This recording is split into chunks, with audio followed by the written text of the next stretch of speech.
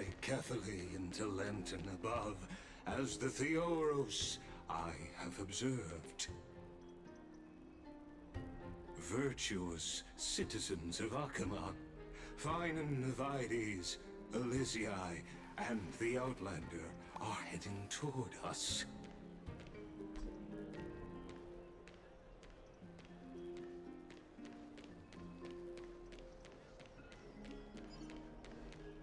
Aglaya, what happened here? I know about the poisonous fangs of that king snake through the golden threads. In the past, I would be confident about keeping her in check, but I admit I am now unable to do so. What do you mean? It is no longer about eloquence or arguments. I have been a demigod for far too long that I hardly have any humanity left. Before I realized it, I have become no different from these hypocrites, no longer capable of relating to the people. This has come a lot sooner than I expected. But perhaps it is time. I need you to step up, Finan, in order for me to retreat behind the scenes. Yes, this is my duty, but... It is far easier for the Council of Elders to fool many than just fool one person. Their so-called more support is no more than a ruse to distribute power using words instead of lances. There is no glory in winning this debate, but that makes having respect for humans so much more priceless. Finan, you are a Chrysos heir without flaw, capable of relating deeply with humans. I appreciate what you've taught me, Aglaya. I hope we'll live up to your expectations and win this debate.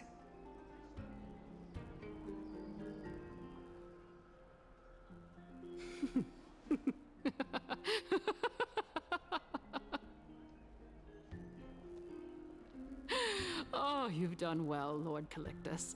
Let me take over and personally close this debate for today. Dearest counselors, let it be known that I sorely miss the blissful times portrayed in lyrical poems. Back then, Amphorius was home to nearly 1,000 cities, each with their own local faith, while gods walked the earth and shared close bonds with humans.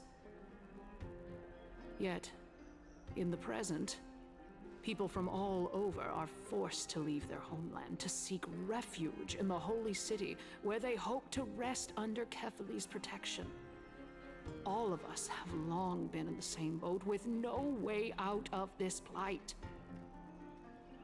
We didn't have a choice in the past, but now, the Council of Elders brings to the table a new possibility. All I have left is one question for you. Would you rather strive toward the unheard of Era Nova, or return to the prosperous Era Chrysia of our past? Make your choice.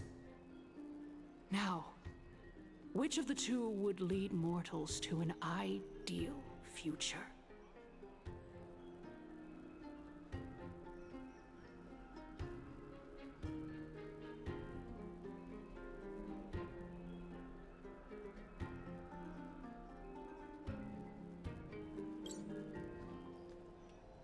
Era Nova is a path of salvation the gods promised.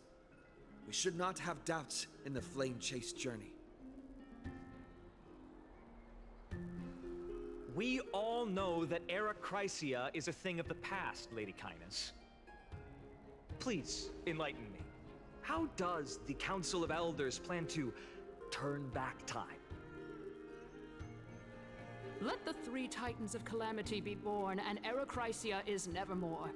But bring demise to those Titans, and Era Chrysia will descend upon us again.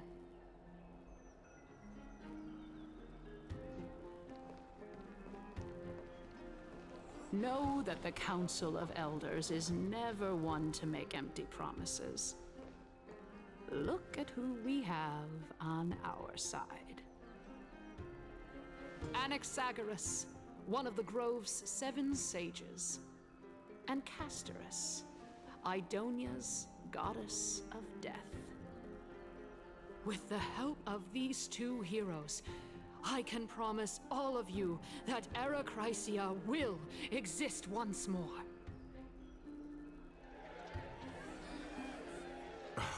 Aren't they Chrysos heirs? They're supporting the Council of Elders instead? It's clear from the start that these heroes do not get along well in their group. All the more proof that Aglaya isn't fit to speak on behalf of every Chrysos heir. I am in favor of Era Chrysia.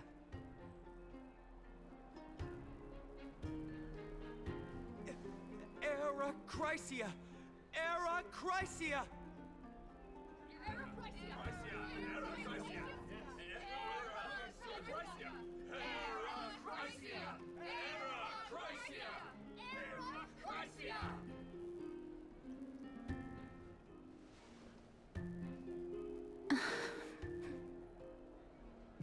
Castorus?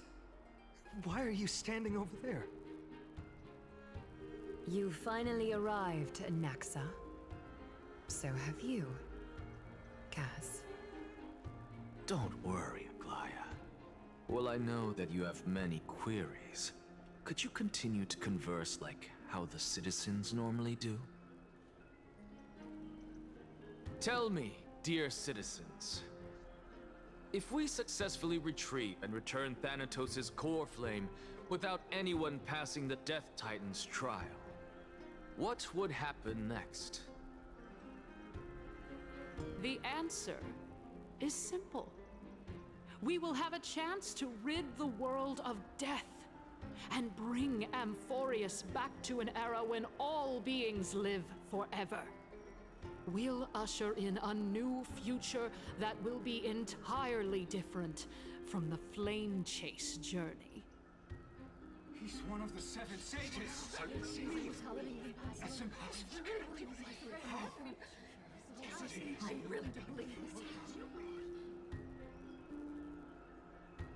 Your proposal is much too idealistic.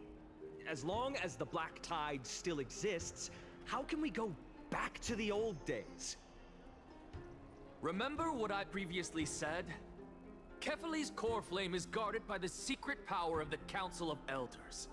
Plus, Pagusa's water curtain will be able to block out any external perceptions. Tell me, dear citizens, have any of you ever seen even a glimpse of the threat that this person is talking about anywhere within the walls of this majestic holy city? Oh? Could it be that you heard that from the Flame Reaver themselves? Citizens, let's loudly sing the blessed hymn. Oh, beautiful old world, where are you now? Oh, legendary Era Chrysia, return to the mortal realm! After the destruction of the 3 Titans of Calamity, the Flame Chase journey will have to end.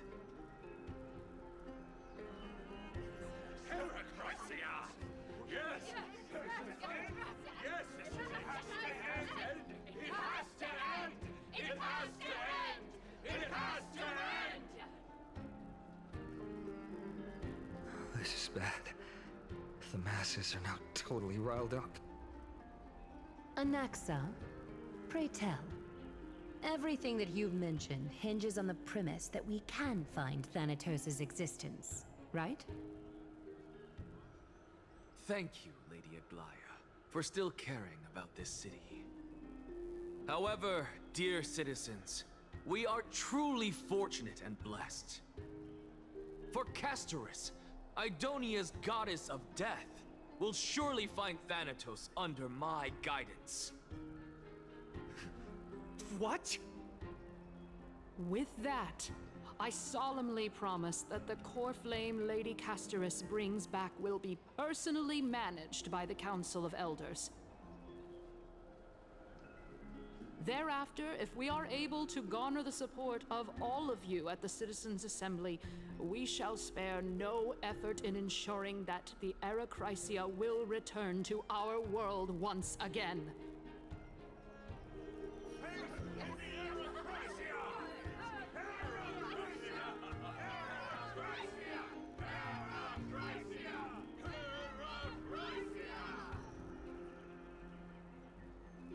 With the balance shattered, the result is clear.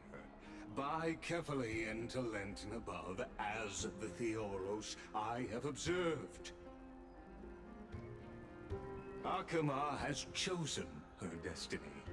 The issue up for discussion at this Citizens' Assembly shall be modified to the suspension of the Flame Chase journey.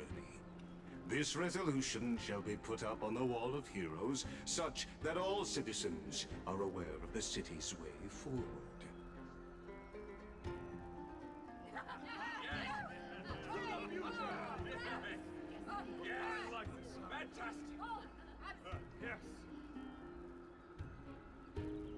Aglaya, dear Aglaya.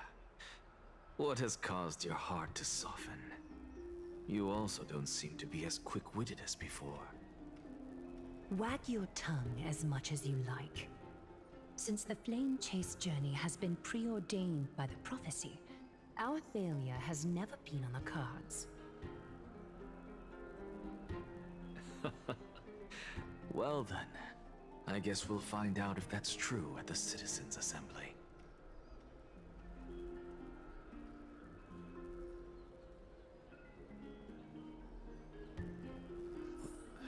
Casters? What's going on?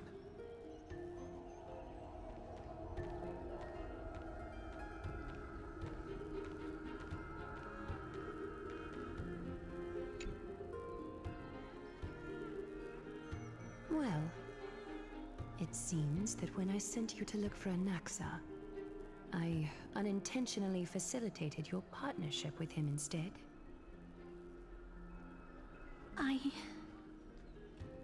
My apologies, everyone. I know that you have many questions to ask me. I will answer them to the best of my knowledge. In that case, please tell us as much as you can. In actuality, he showed me a past that was both long and heavy.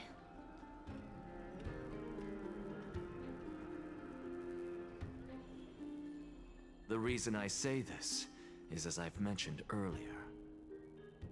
The answer was hidden in my journey unto death. Professor, you were in the Netherrealm? Yes, I am but a living dead man now. But that's not important. What truly matters is, I overheard a conversation between heroes.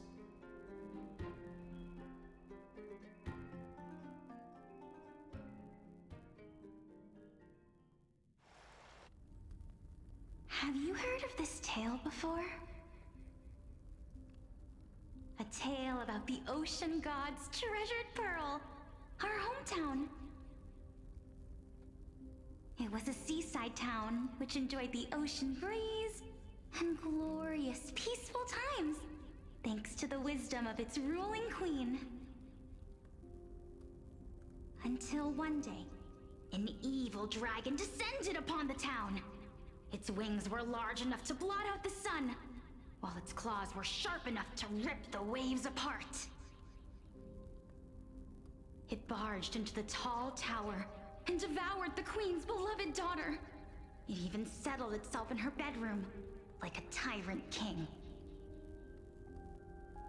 The queen assembled 300 warriors who managed to subdue the evil dragon by chaining it up. However, when the queen slit open the dragon's belly, she realized that the princess had long since been digested, and all that was left of her was a pile of bones. Devastated, the queen wept for several days. It was then that a devious, smooth-talking scholar arrived at the palace and suggested that the princess could be revived through the use of dragon bone and dragon blood.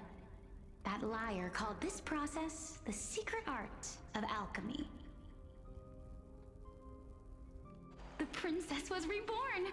The queen was overjoyed, blissfully unaware that the evil dragon's soul still lurked within the princess's body. As revenge, The evil dragon swallowed the poor queen, the glib liar, the courageous warriors, and all of the town's innocent civilians in a single gulp.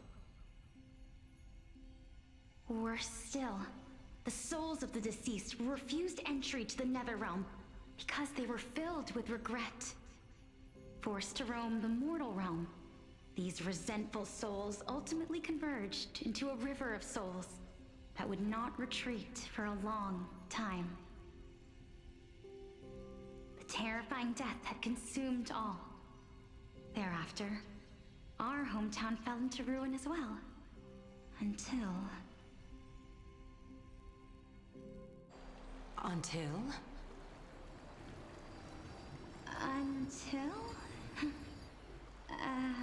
Actually, I don't know what happened next either. Oh, my. It seems that you still like to whet people's appetites even after all this time, Pelixia. So, according to your story, this is how I used to look? It's practically a mirror image. And yet, what exactly is this? A miracle that I created with alchemy. As for what it is and how I was able to accomplish it, I'll keep the answers to myself for now. Oh, my goodness. Is this cliffhanger really necessary?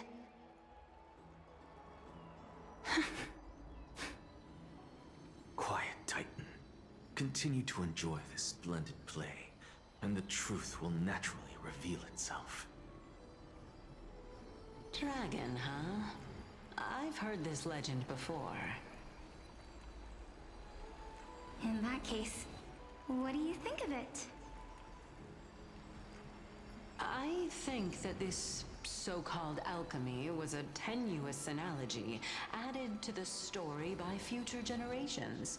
After all, you've never heard of a tradition of alchemy in your hometown before, have you? Indeed. Before I left home to pursue my education, I never even knew that anybody was looking into this area of study. Therefore, we can just treat this tale as a fable told to young children. A fable, you say? If so, what moral is it trying to impart to the kids? I guess it might be the concept of equivalent exchange? Oh? I thought the moral might be closer to something like honor the dead.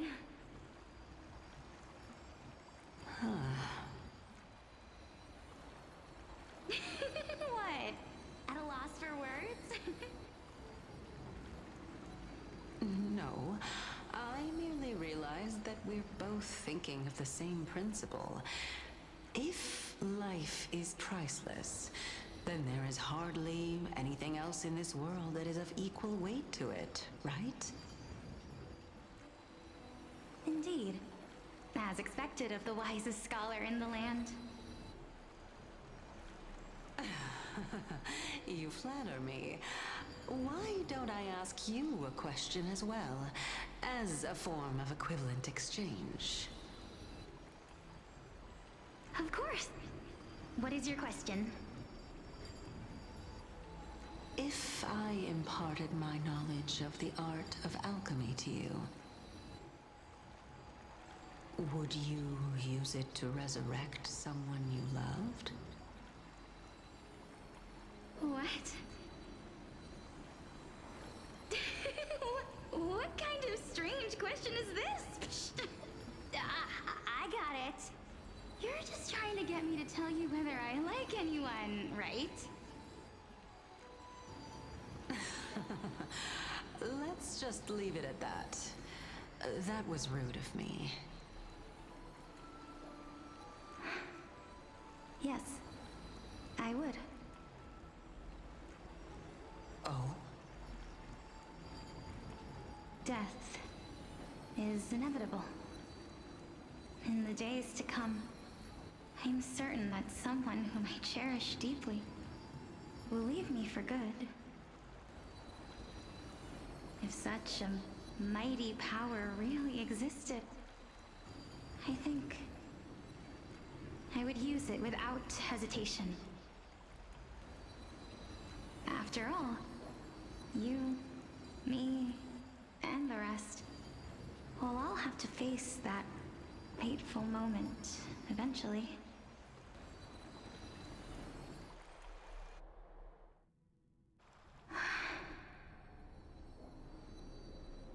My time is finally here. However, perhaps because of my firm belief in the immeasurable value of life,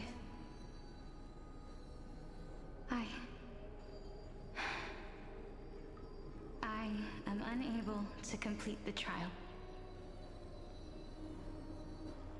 You shall wither, and through that, the dead will sprout again from the remains, and be reborn with the dead flame. It is a pity that fate is such a cruel mistress. Is there no other way of interpreting those words? I'm afraid that the meaning is clear. Between my sister and me, one must pay the price. Our trial can only be completed when the one chosen sacrifices her life.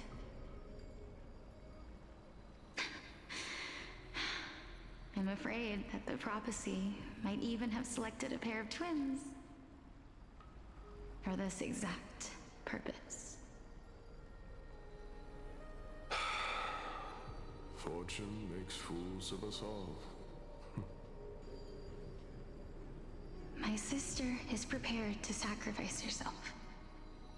And yet, I can't do the same. How absurd. My time is almost up, but I'm still afraid to welcome death. What should we do? If I'm ultimately not able to make up my mind...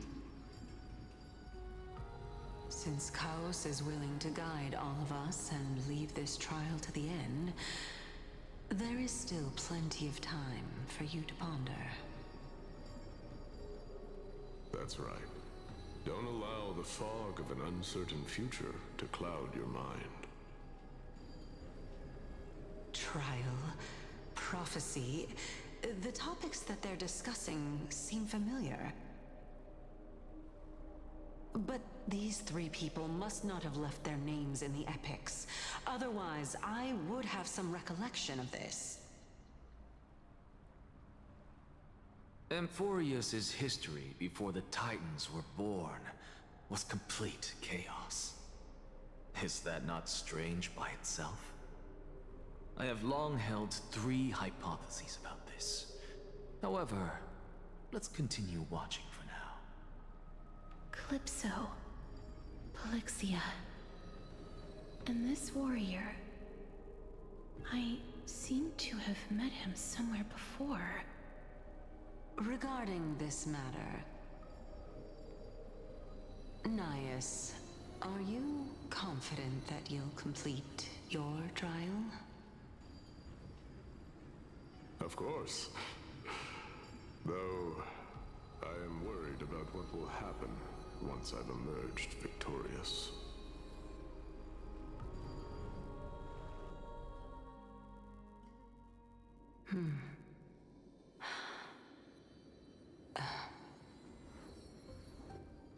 Looks like you have made up your mind.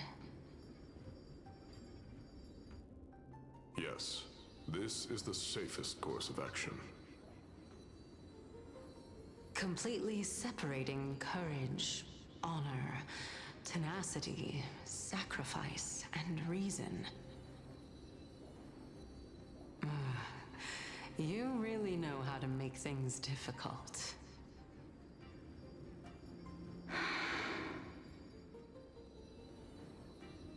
Please, young lady. Lady Calypso, you shall host the soul-rending ceremony. I do not understand. Why would you dare to sacrifice yourself for a future that you won't get to witness? Because this is our destiny. The power that resides within me is so intense that I will one day be engulfed by it. Furthermore, a valorous death before glorious return has always been the path I chose to walk. A journey I began long ago. If your sister or Kaos were in my position, I believe they would make the same choice as well.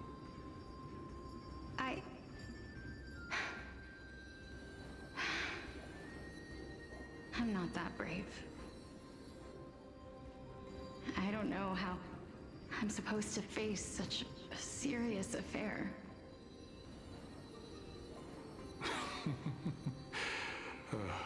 Despite being Death's chosen one, it seems you still don't know how to face it. Let's chat, young lady. Perhaps I shouldn't end my journey so hastily. Since there's still time, I'm not worried about letting fate wait a little longer. Of course.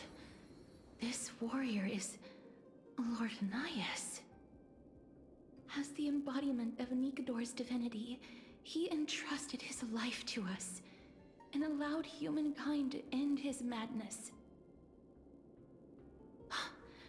That means that what I'm currently seeing before my eyes is, in fact... Looks like one hypothesis of mine has already been proven true. These heroes are the true forms of the Titans, before they attain their divinity. If so, the chosen one of death that he speaks of is actually... Polixia?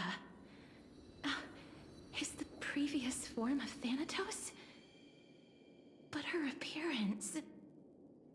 If this is true, as long as we can find out where she went, we'll naturally be able to figure out the location of the Death Titan.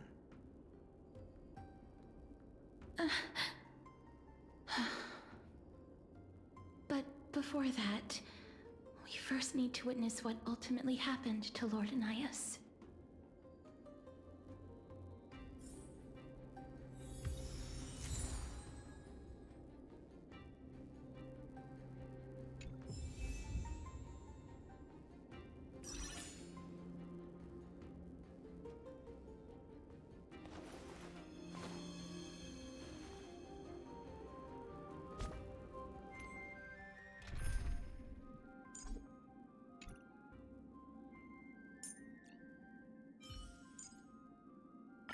The beautiful sea of flowers.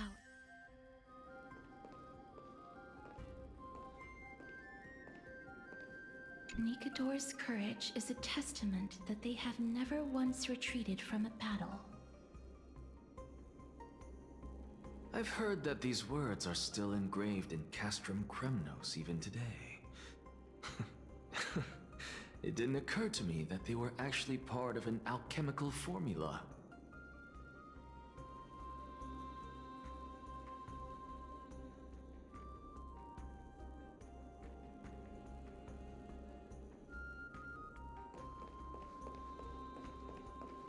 Sealed within this statue is undoubtedly his sacrifice.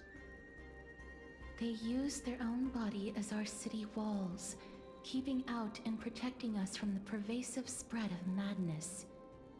They are acutely aware that if the end times were to arrive, there would be nothing left in this world to conquer.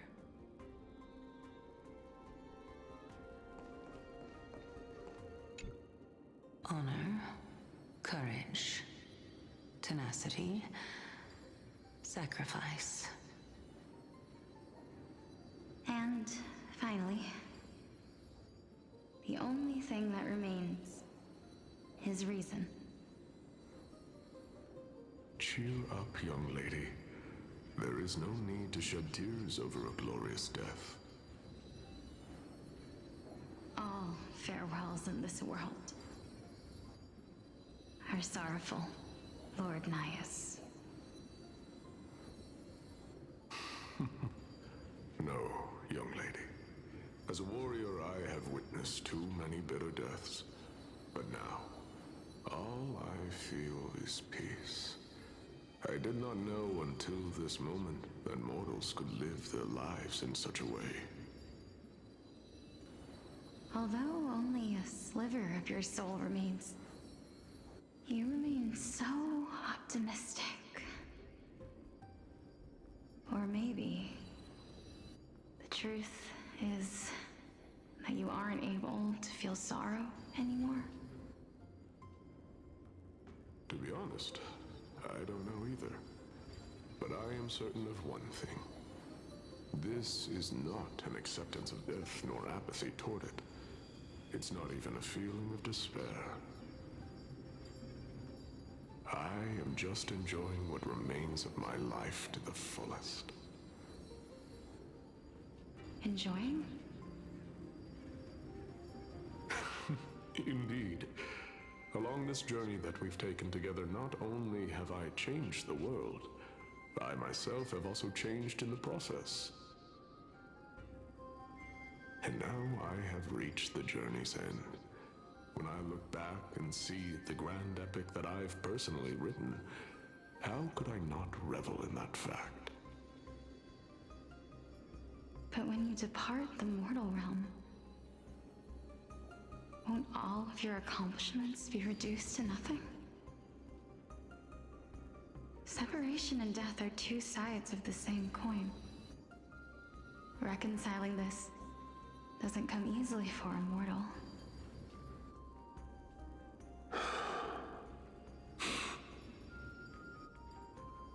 Finally, let me recount to you a story of mine, young lady. The first time I returned from the battlefield, I felt extremely hollow. The calamity had devoured everybody on the battlefield but me. When I returned to the city alone, the citizens held a banquet for me that was far from pleasant. I felt as though I was still on the battlefield, and the person who had returned was nothing but an empty shell. It was late into the night by the time the banquet ended.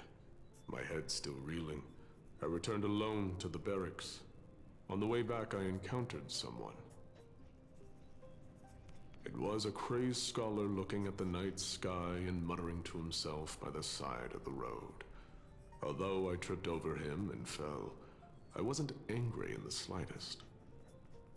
And maybe because I saw myself in him, I inexplicably asked him a question. Do you think that it'd be better if we just died on the roadside like a couple of stray dogs? To my surprise, he shrugged his shoulders and sighed.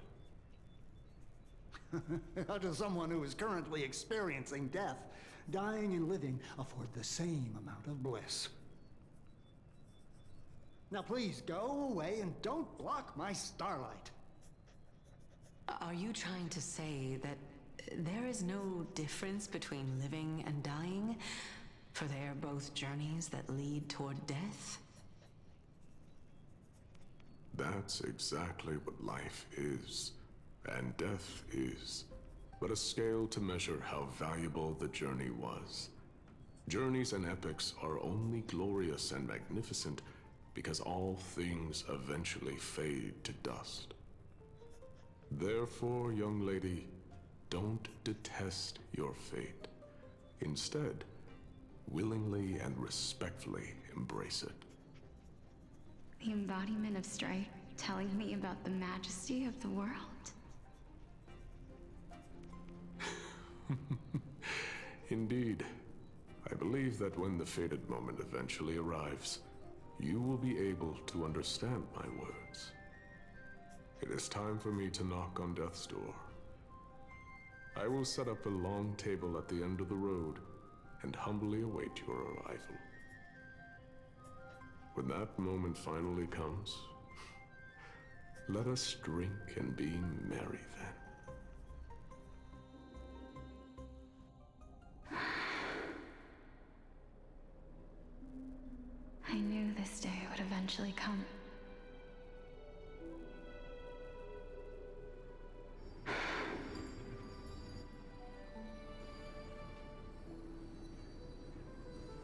Are the both of you ready?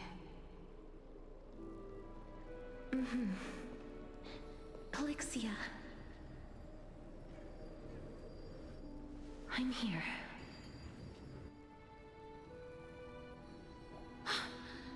What? This... This is quite interesting indeed. Is this... Polixia's sister? Is it... me?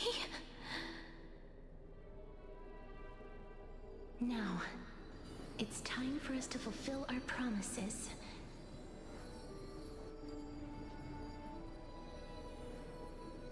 Are you afraid?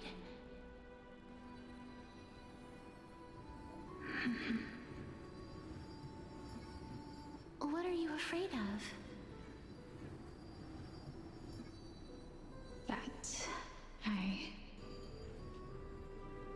won't be able to do it.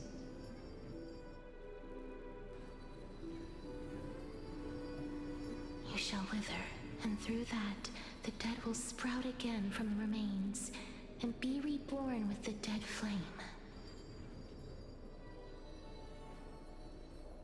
As foretold in the prophecy, and according to our vows, once it all ends, we must face our fated moment head-on. Even if it was prophesized, do we have no say in the matter? It's so unfair. Why are we the only ones who are forced into mutual destruction? Let me do it, sister. Let me be death's sacrifice. I was never long for this world anyway. But you're different. I was the one who wasted your life after all.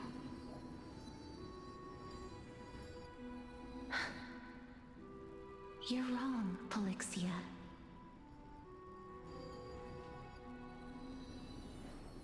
I don't think that my life was wasted. Just the opposite. When I finally arrived at this destination and looked back at the journey I took, I discovered that flowers had long since bloomed along the path I walked. It was you who sowed the seeds for this sea of flowers, one that is more beautiful than the promised land at the end of the world. Besides, I have lived a fulfilling life. Even though I was fated for sacrifice, none of the things that I've experienced will dissipate. Instead, they'll forever live on as memories inside your head. Will they not? How could my memories of you ever compare to the actual you? Well then, tell me. What exactly are we?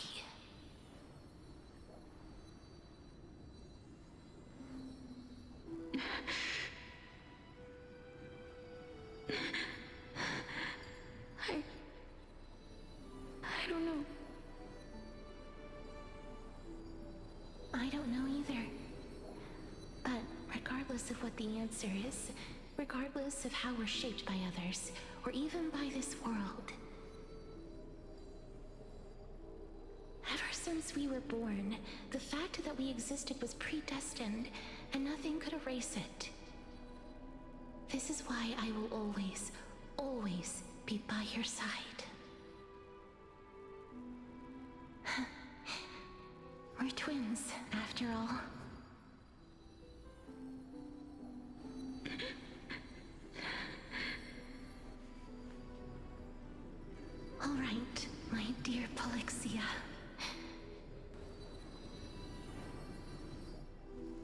It's time to extract my heart and light the flame of death.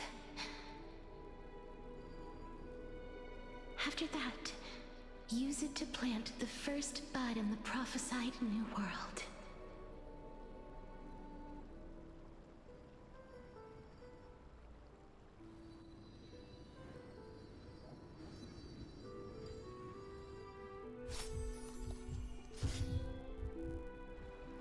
If I imparted my knowledge of the art of alchemy to you,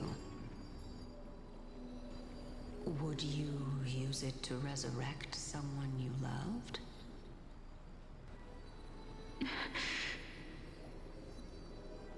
Death is inevitable.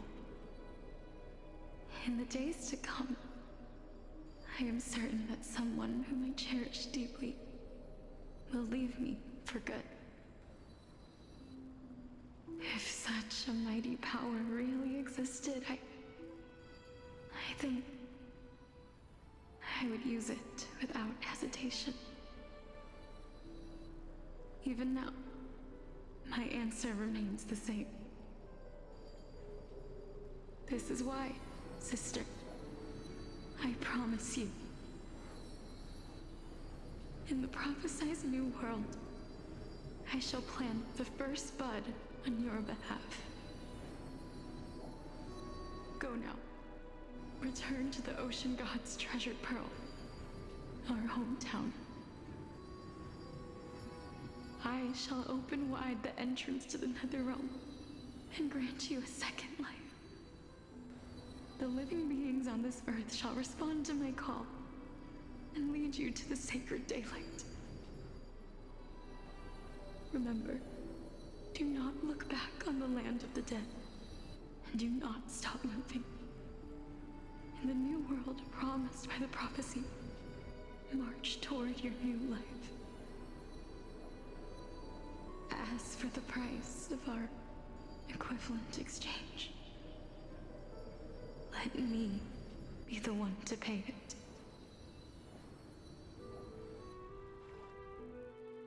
Everybody, we've come to the end. Unfortunately, I am not compatible with the Supreme Being, so I was unable to completely fuse their soul into my own body. However, being able to glean all this from them is exciting enough. I'm certain of this now. Before the Titans that we are well acquainted with were born, a group of heroes roamed the land. These heroes followed a prophecy and took possession of divine authorities one by one, until they eventually became the pantheon of the new world. Just like the flame chase journey of today, Amphorius's history is cyclical in nature. Huh. What a startling revelation. This means that the demigods, who bear the core flames, will also become the new Titans at the world's end, thereby shaping a new world? I believe that this is the truth behind the Era Nova, as mentioned in the prophecy. This is utterly unbelievable. Besides, those twins in the past, even if they really are Thanatos, their whereabouts are still unknown even today. Are their whereabouts truly unknown? Didn't Polixia mention that seaside town, the birthplace of alchemy in the tale of the dragon? In our world, there exists a city which perfectly matches that description. Styxia. But the people there worship Fagusa and bear no relation to Thanatos. I have also never been to that place, as in the time of Idonia, it had long turned into underwater ruins. Take this. This is... the new Sporist masterpiece, the Philosopher's Stone.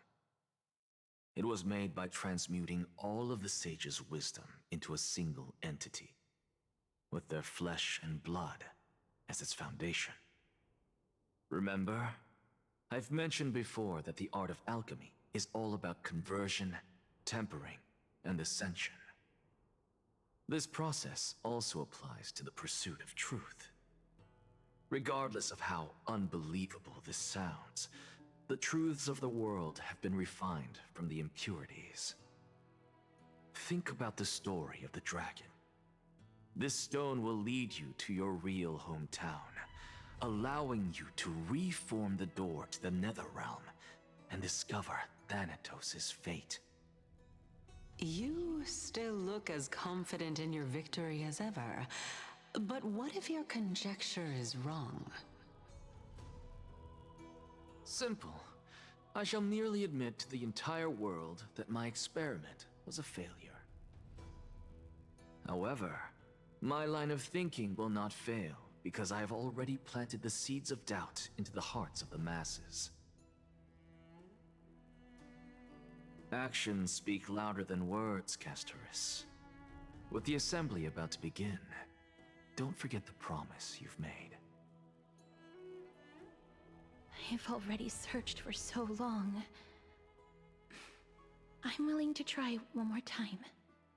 While we converse, his life is also slowly slipping away. But before I leave, I have another question. What exactly did we witness just now? That was the world imprinted in Kefali's soul. If we are to prove its existence, you must take the final step. Go. Do not disappoint me. I understand. Hey, child of humanity. Don't get antsy. I still remember the question you posed to me. As a scholar, I do not wish to offer up ambiguous conclusions. Let's discuss this topic again when she manages to find the evidence.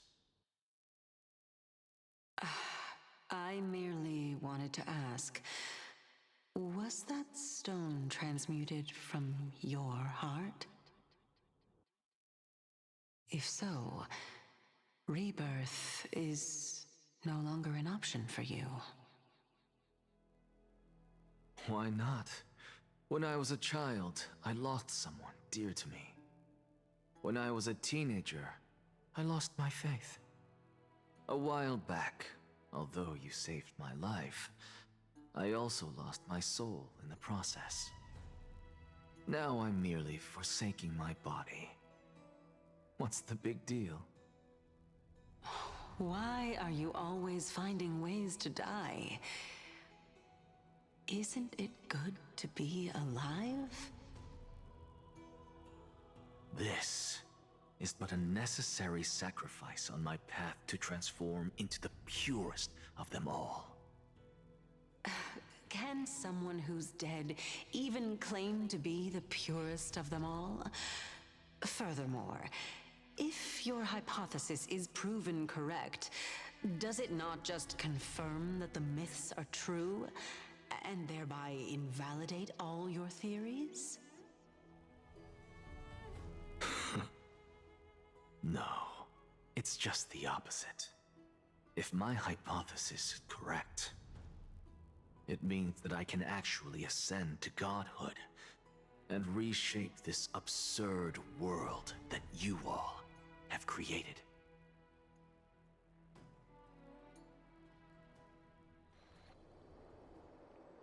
That's a lot to take in at once.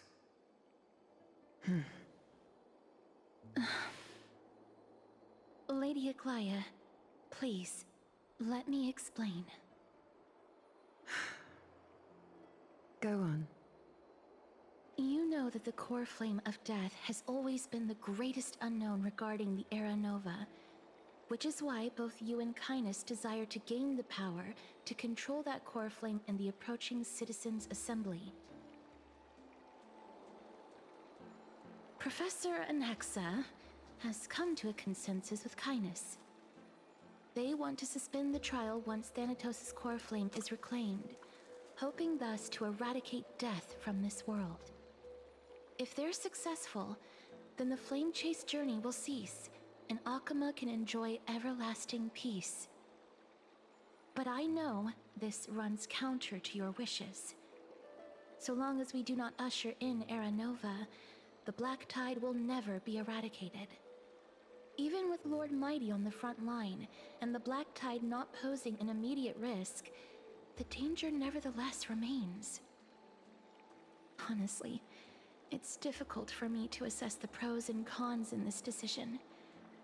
But someone must bring the core flame before we can begin negotiations over it. The Titan could be very near. I cannot let this chance slip by. Besides, someone has to make this trip to bring back Mr. Soul. Well said. You already had every reason to seek an audience with Thanatos. It's that great performer who has weaponized your wishes and placed us in this difficult situation. A world without death. Do you desire that too? If fate dictates that my path must oppose yours, I will do all I can to resist it and protect what I aspire to achieve. Lord Mighty showed me that without taking the first step, all talk of what follows is moot.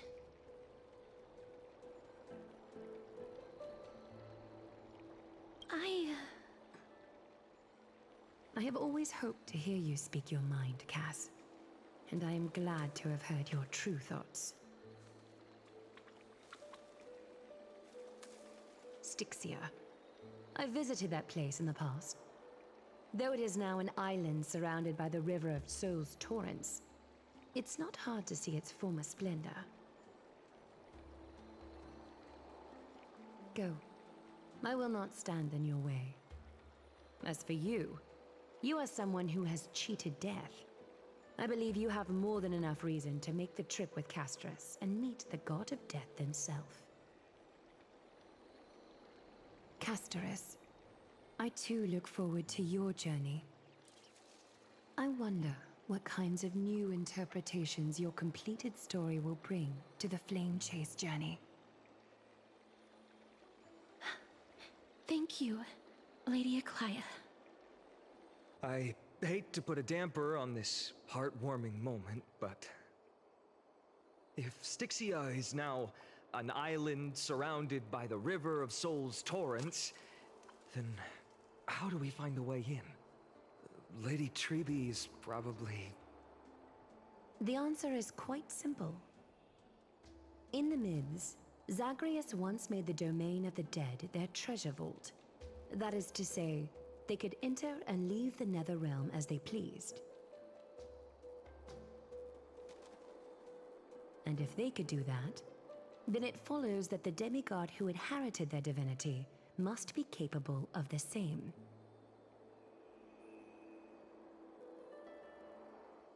I'll see you at Marmorial Palace at Action Hour tomorrow. Cypher shall be your guide to finding that ancient city.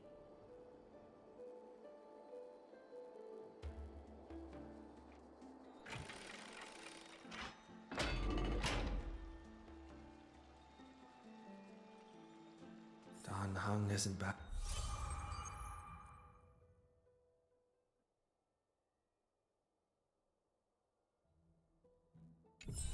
I can't, huh?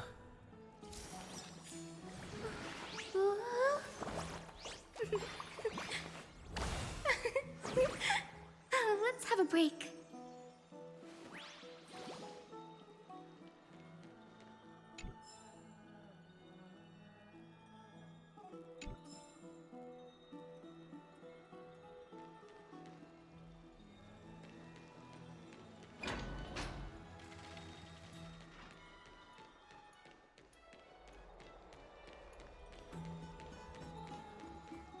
Hey, friend! Is the debate finally over? Did you win?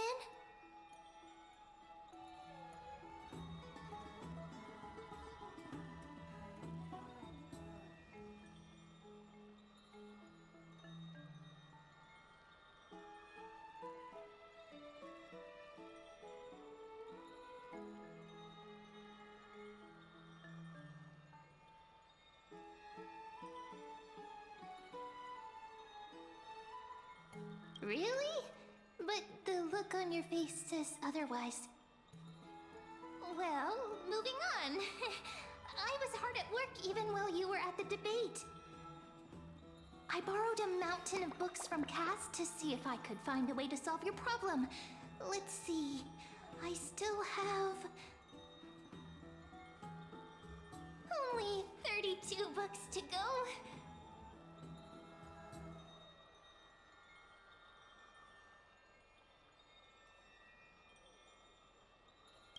Really?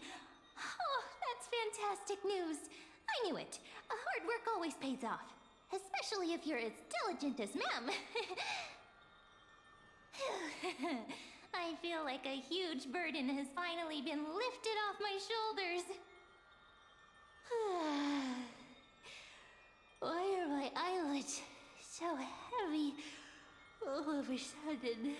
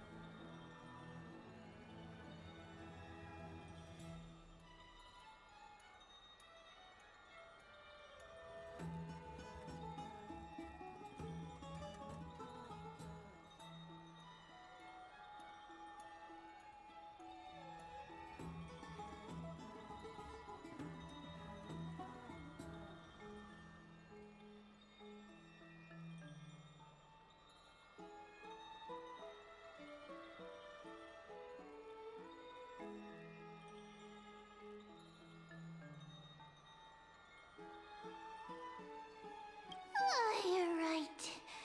Then I'll go back to...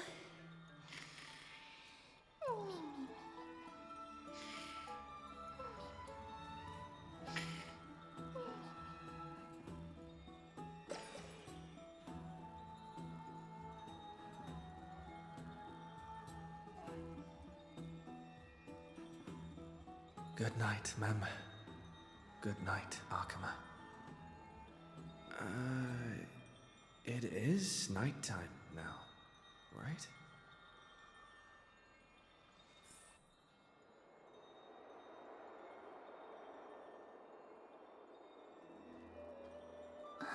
Cass? What a surprise. Lady Treby. Is something troubling you? I just wanted to speak to Lady Trianne for a bit before I set off. No matter how breathtakingly beautiful Styxia once was, the place is now the domain of the departed. There is no telling what we'll encounter there. I don't want to have any regrets. Has anyone told you that your eyes are sparkling today? Is that a figure of speech? In the past, when you did smile once in a while, all of us could see that your heart remained troubled even as you smiled. Lady Treby, you know perfectly well that see you tomorrow is nothing but a white lie. I hope your toughness is not a mask hiding a lonely heart. Cass, You hardly ever talked of your past. None of us knows what you went through, apart from Maggie. But we know it must have been filled with pain and hardships, as it is the fate every Chrysos heir is destined to live out. We are just happy for you that the core flame you're meant to inherit has finally surfaced. Isn't it a little too soon to say that? But you already know where tomorrow is, don't you? There's no need to rely on anyone else. Just give it your all and leave no regrets. We have always believed that your embrace is just as warm as everyone else's. Because we embrace others to comfort them. And Cass, you're the kindest Chrysos heir we know. Thank you, Lady Treby. This feeling... it's hard to put into words. I suddenly found myself with so many wishes. So much I want to accomplish before setting off. Then go do it, Cass. Trian was actually working on a surprise gift for you.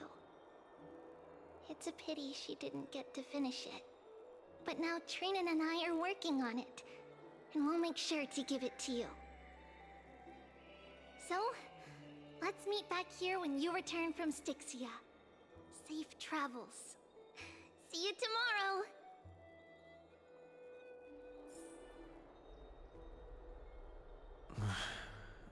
I can't sleep.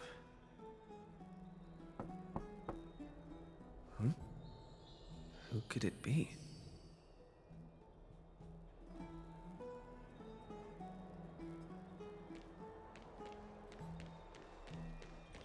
It's me.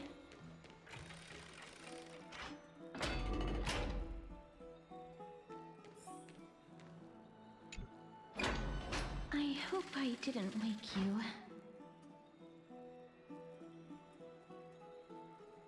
Huh? No. No. I'm here because of private matters, actually. If it isn't too much to ask, I'd really like it if you could come along with me to retrieve something. Aren't you going to ask me what it is? It isn't a long way from here. Shall we?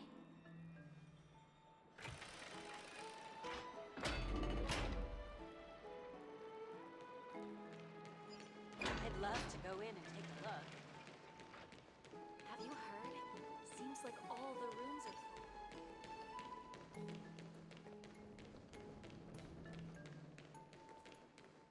Faith can dispel the black tide. The streets are packed. I want to vote! Tell me how I can vote! Take your ceramic shard engraved with the Kefali rune, select the Council of Elders in your heart, and pray silently until the shard registers your choice. Then toss it into the Dolium. The Council of Elders? More like the Council of Buffoons! The Black Tide took my hometown long ago! Who are they kidding with bringing back Erechrysia? It's all a sham to create their own Erechrysia in Akama! The Titans are just. So long as we do not overstep our bounds again, we will not incur divine wrath. Oh, please. The time when these deranged Titans should have vacated their spot to the demigods is long overdue. You'll see soon enough, you old fogey. And I pray that Talanton smacks some sense into you with their scales. We shall see how this turns out. That was quite a spectacle. I suppose peaceful is technically correct if no actual violence happened. To this day, I still find it almost unreal that Akama is the only place illuminated by light amidst the crumbling ruins of Emporius. And its people are even holding votes to reconcile differing opinions. This peaceful sight is making me forget that this is the end times.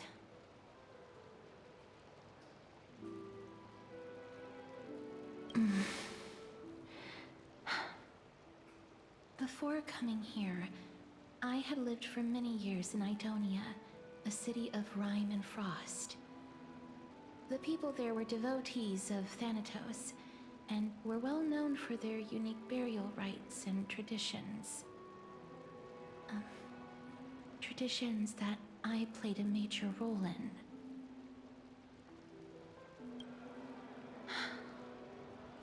Yes.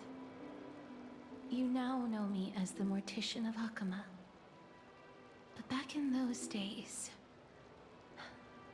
I was Idonia's Maiden of War. I was trudging across the frosty plains on my own when the Idonians found me. They saw the curse in me as a blessing from Thanatos, and believed that my hands could correct the Erechrysia's mistake and lead them to meet the great god of death. They provided me shelter, but in return, I was expected to grant merciful deaths to war captives, prisoners bound for execution, and heroes alike.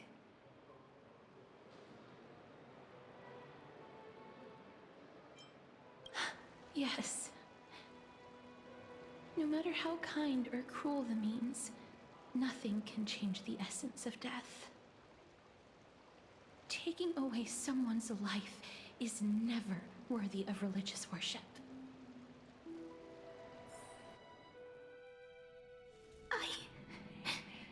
I can't do it. Their voices, they pierce my ears. The pleading, the thanks. Ah, I know that feeling, child. I was once as lost as you are now. But you must respect those walking towards death, just like how you should respect yourself as the Holy Maiden granting humans glory and liberation. What you're asking me to do is no better than the task of an executioner, and yet you want me to respect myself. No matter the titles, I am still taking away human lives. This won't be the first time that Adonia's fanatical nether warriors have faced death. On the contrary, recruits new to the battlefield often run away from their first fight. Death is the mightiest and gravest power in this world. The fact that you can wield it means you are deserving of respect. That's such a twisted reason. Then let me tell you a story. In Idonia, the great swords commonly used by executioners are called Draconian, in memory of Drakon, an elderly executioner. The sword has 3 air holes along its body. If the sword is swung down swiftly and accurately, the holes would make no sound, and the executed would also depart this world quickly and painlessly. But should the executioner have any hesitation, the holes would produce a piercing whistle. On that cue, the screams of the executed are sure to follow. Every executioner after Drakon is to hone their sword skills every day in preparation of future executions. Every swing of their blade must be more resolute than the last, for failing to do so will bring pain. Pain for the dying, as well as pain for themselves. No. I can never get used to this. You misunderstand, child. I am not telling you to get used to it. I'm asking you to consider the source of the dead's suffering, and use that knowledge to fortify your future touches with more and more determination. Go, walk with the dead, and love them as you love life. Then you'll no longer hear those noises.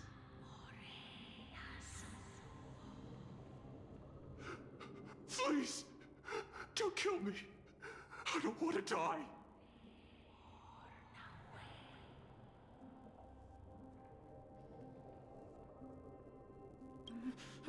No!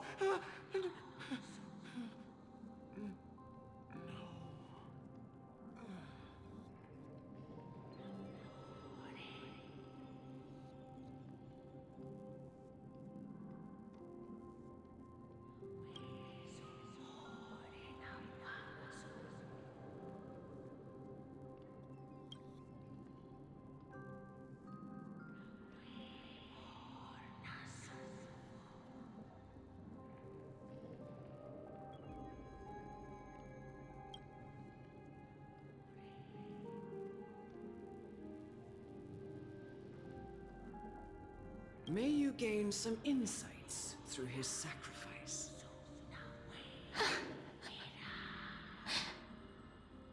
Is this all? No. Come with me. This is just the beginning of your life as the Maiden of War. You executioner!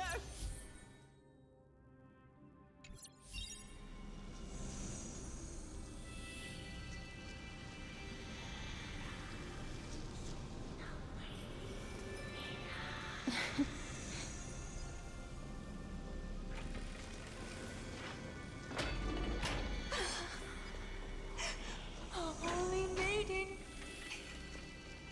Go. Grant her glorious death.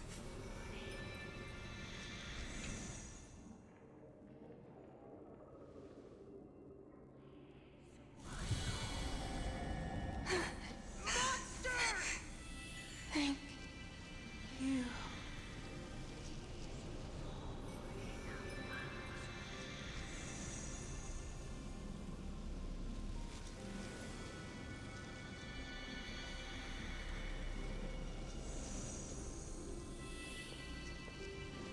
Do it then.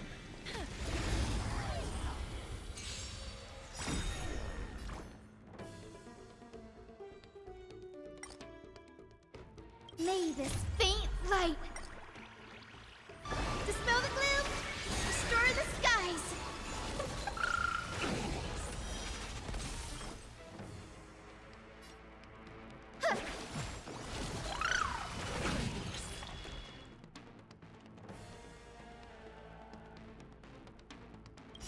Embrace a new life. Darkness with me. Do it then. Monster! Executioner. You heard him.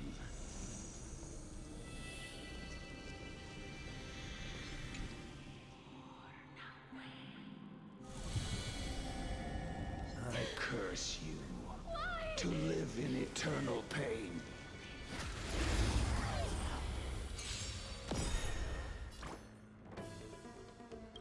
Embrace a new life.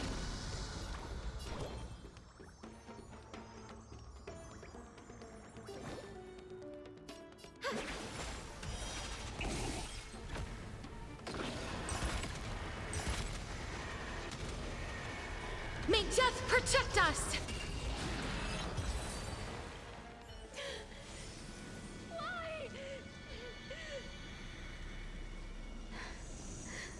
Please. Grant me release. You know what to do.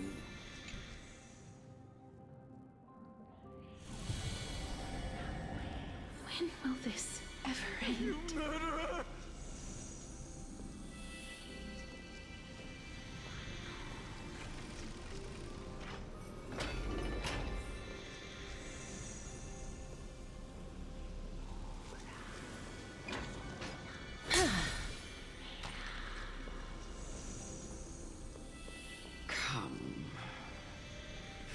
fulfill your duty.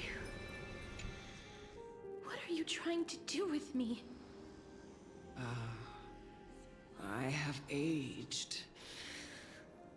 The time has come for me to heed the summons of Thanatos and journey to their domain. The final resting place of every Idonian. You're not that old yet. You still have many, many years ahead of you. No. I'm already dead. For I have come to fear my declining health and impending death. Ah, Castoris. Will you give me one last chance to charge towards fear and prove that I am no coward? I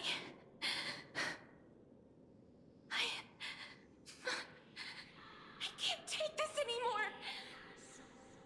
Child, it was I who brought you here from the frosty plains and set your farcical fate in motion. It was also I, Chief Executioner of Idonia, who forced the heavy duty of executing others onto you. I've always known that you have doubts and even anger about my faith and about me. I never had a choice. Indeed. We essentially abducted you. Yet you can end any sinful life with just a touch of your fingers. Shouldn't it be easy for you to escape from here? I'll never do that. It doesn't matter how lightly the Idonians take death, or how readily they accept it. I simply can't do it.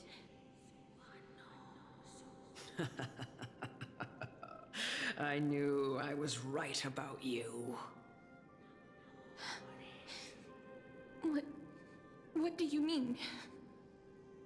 I've taught you and cared for you as my own daughter all this time because of this blessing that's been with you since your birth. I know no one else in the world would understand the weight of life and death more than you do. In the eyes of an Idonian, death is the end of all life. A destination we will all eventually reach. Humans should not resist it, but learn how to face it. You can only live your life to the fullest after understanding this principle.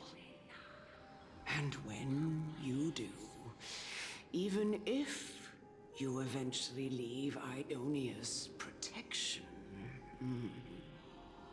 even if you must carry the curse forever, you can live with your head held high, like everyone else. No. How can I? Come now. It's time. I've already taught you all that I know. Show me that you are a fitting holy maiden. Or at least, that you possess the resolve to become one. Come now. Be careful. It's time. Something unsettling ahead. I've already taught you all that I know. Show me that you are a fitting holy maiden.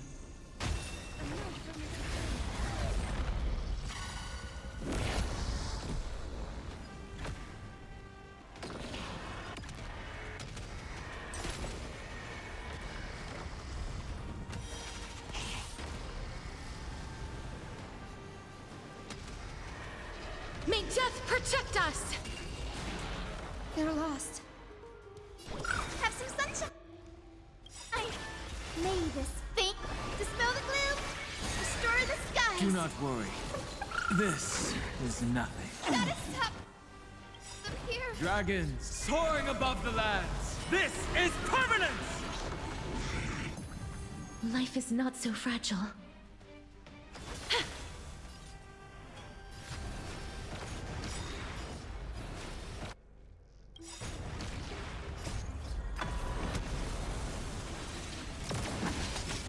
My purpose.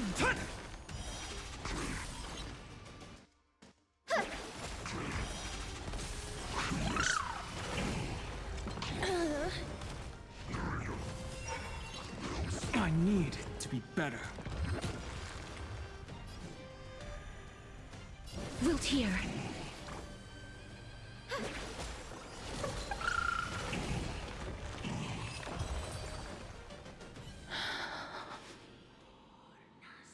This was the last time I followed her command. I gently touched the elderly woman before me. The executioner, who had seen too much death, died the same way as everyone else. A gasp for air, a wistful look in her eyes, and a barely perceptible tremor in her fingertips. Elder Amunet, the person who tried to teach me about death, ultimately vanished like dew in the morning mist. She spent her life embodying the beliefs of the Idonians, and when death finally came, she embraced it exactly as their doctrine had taught. I have nothing but respect for her. I erected a cenotaph in her honor in the marshes outside Idonia's city walls with the others I had laid to rest. Then, I set out once more in search of Thanatos. It was a long, long journey. I heard so many discussions about death along the way. Life finds meaning in death. The world improves because there is an end. It seems the most terrible darkness in this world. Everyone talks about its heavy weight. Some resist it, some worship it, and some even revere it. How did a disappeared titan become the deepest fear of humankind? And why do they haunt my dreams? I continued my travels to seek an answer. Initially, I was running away. Then, I started searching for it. And now, at the end, I just want to know if my touch, if my embrace, can do more than taking things away. Can I make anything? Can I leave anything behind? I don't want to die. Please, I'm begging you, just let me go. I don't want to die, please. I don't want mercy like this. Just let me go. I need him. I don't.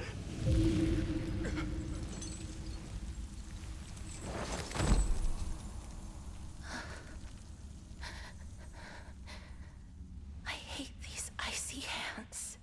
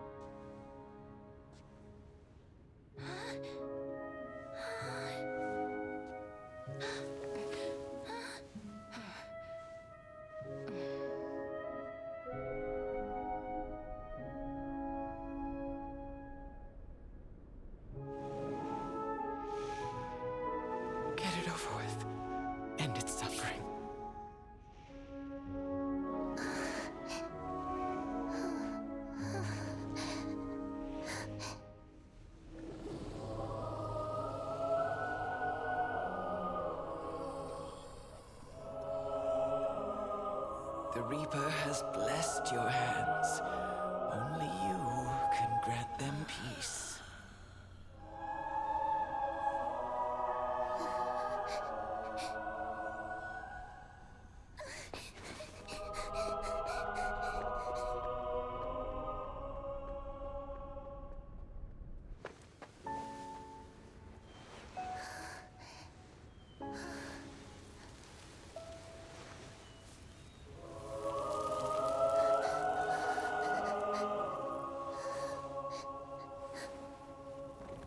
Embrace death. Walk alongside it.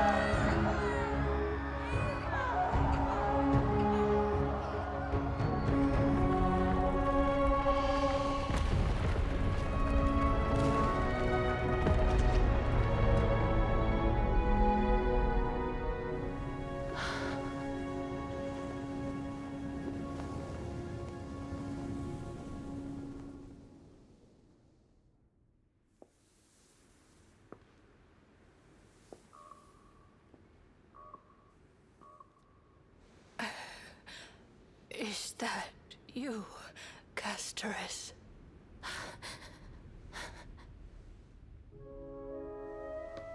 All of them have gone, heeding death's summon, crossing into their domain. I must go too. I don't fear it, just I have some regrets. Watching people leave this world again and again, it must be lonely for you. You must want to desperately embrace them before they go. I can't. These hands, they're too cold.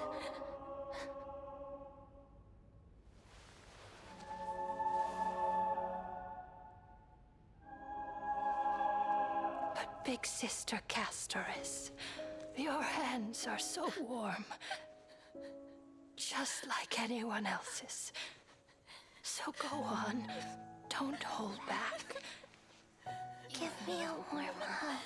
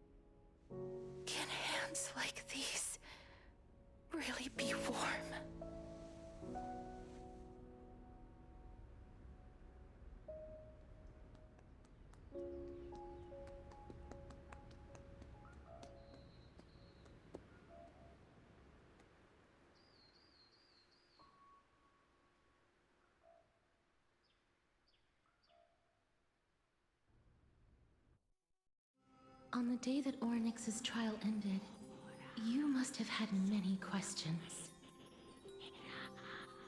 I felt just as confused. Why, as someone from beyond the sky, were you so cruelly dragged into Amphorius's fate? I wished I could take action, but no matter how hard I try, I cannot simply interact with the living as ordinary people do. Even when we brushed against each other unintentionally in the grove, and it was obvious that nothing had happened. When an almost unattainable hope finally welled up in my heart. When I thought that perhaps my touch would no longer bring sorrow, fate declared to me, it wasn't that the curse of death had finally been lifted, but that your soul no longer belonged to this world, and there was nothing left for my hands to take. Nothing. And did I really think this time would be any different? It's not that I don't understand this reality, just that I'm unwilling to accept it. Having walked such a long road, I am still unable to find the answer to life and death.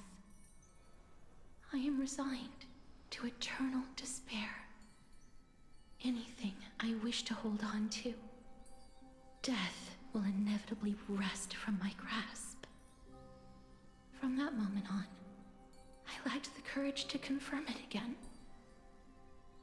Until Ornyx laid bare the cruel truth before us.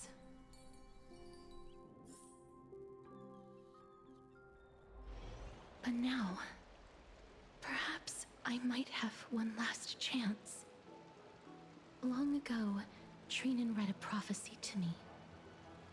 At the end of the Sea of Flowers, the souls of the living shall warm thy fingertips, and after an embrace, there shall be eternal separation.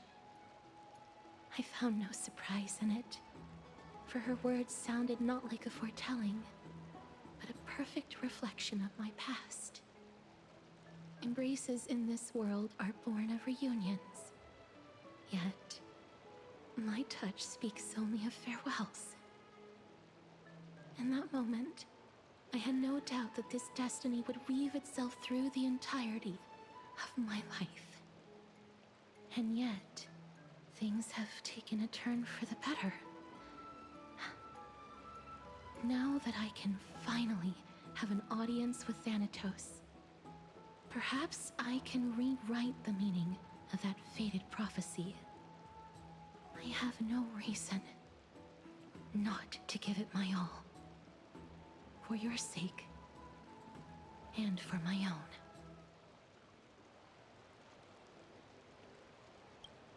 With that, I won't have any regrets.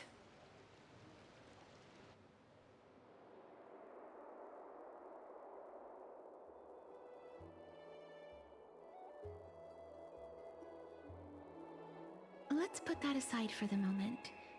We've arrived. I want to retrieve a small gift I specially prepared for you. I made it myself, like the trinket I gave Lady Trian. I want to leave something for everyone, if possible.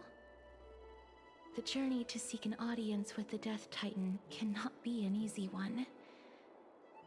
I want to make full use of every moment I have before we depart, so that I don't have any regrets.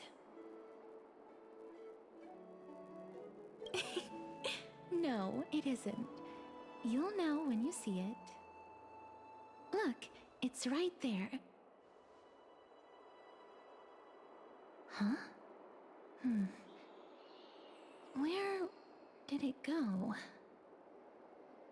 What's going on?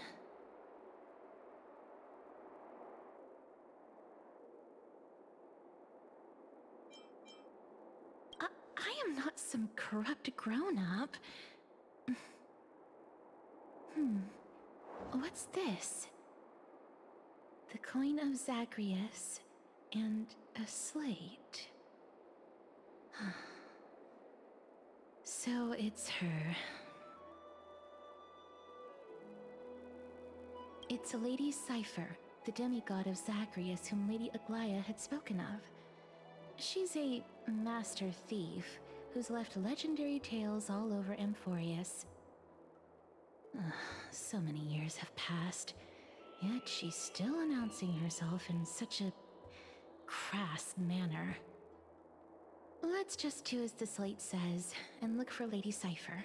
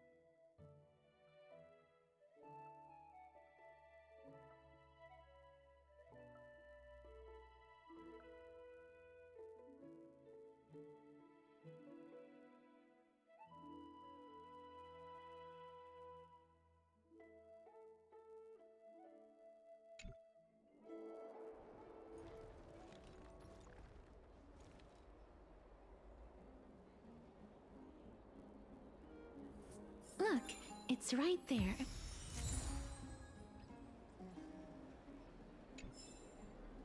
There seems to be a new show at the bats today. We must pursue her.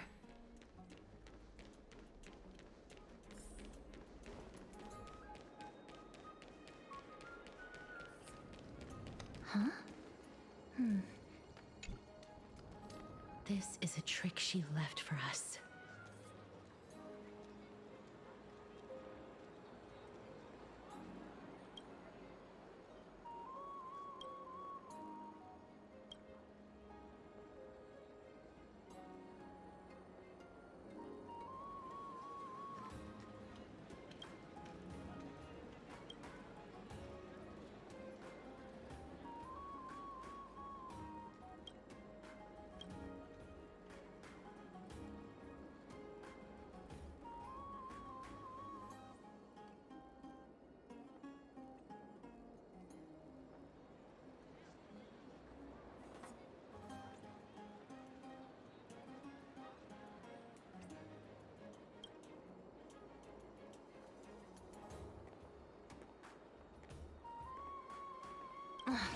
She's incorrigible.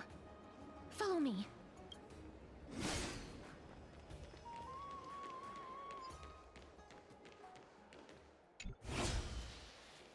This is the right one.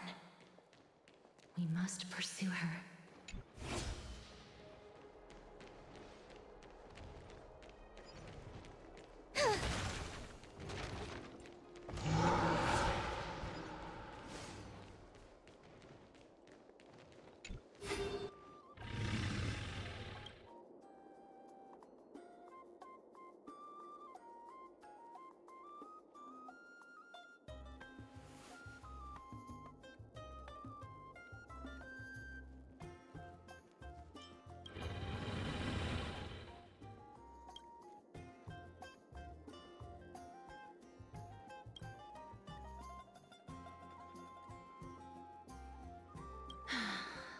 Lady Cypher, please come on out.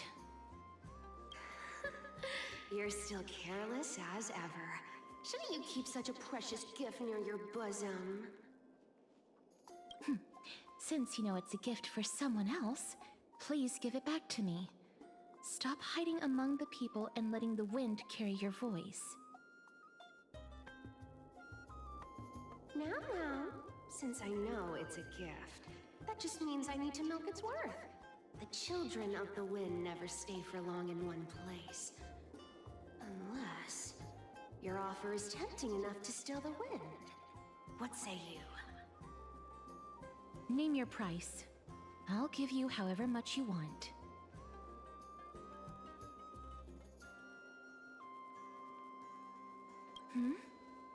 What's wrong? No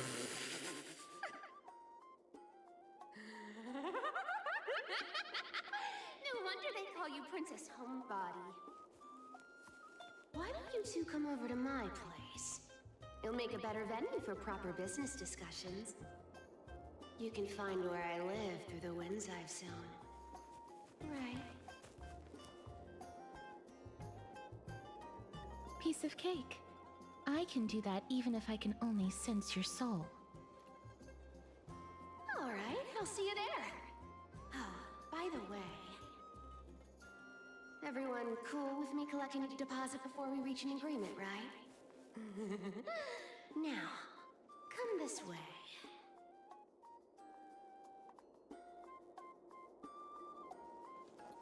Where did my dew of divine blood go? Ugh, she's incorrigible. Follow me.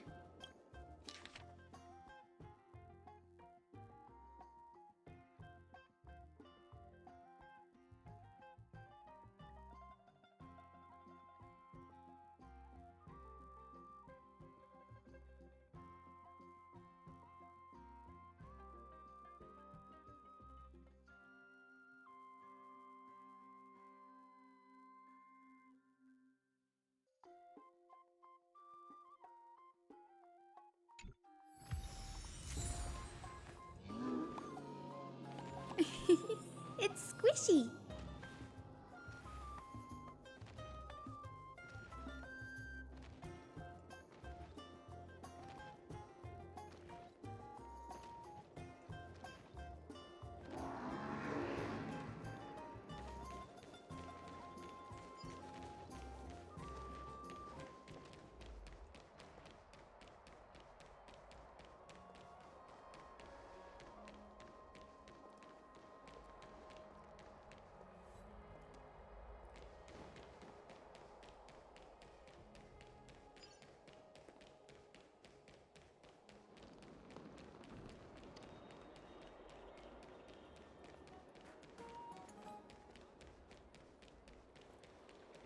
Does it really work?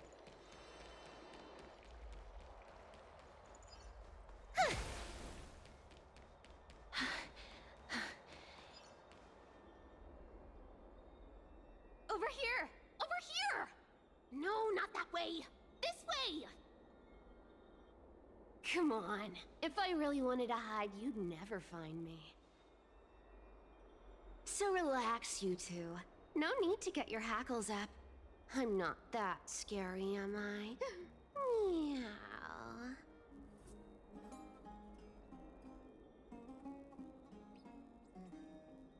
Whoa, that upset? Calm down. I'm just putting on a show with the meowing. Some people might have been into that a millennium ago, but it's long since gone out of style. Loosen up, buddy. Shall we get down to business? Give me the jewelry piece first, or everything's off the table.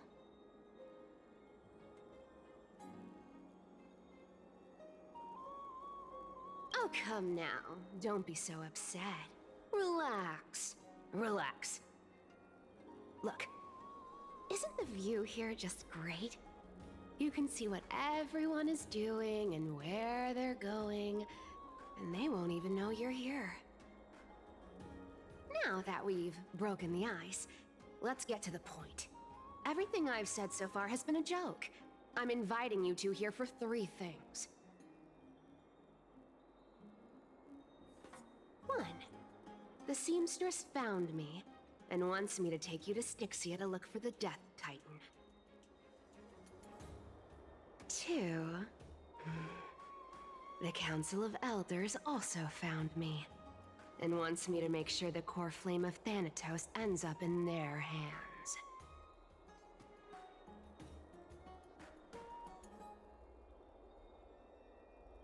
And last, but not least, I'm telling you that I'm not interested in doing either of those things. Don't go look for the Death Titan. The end.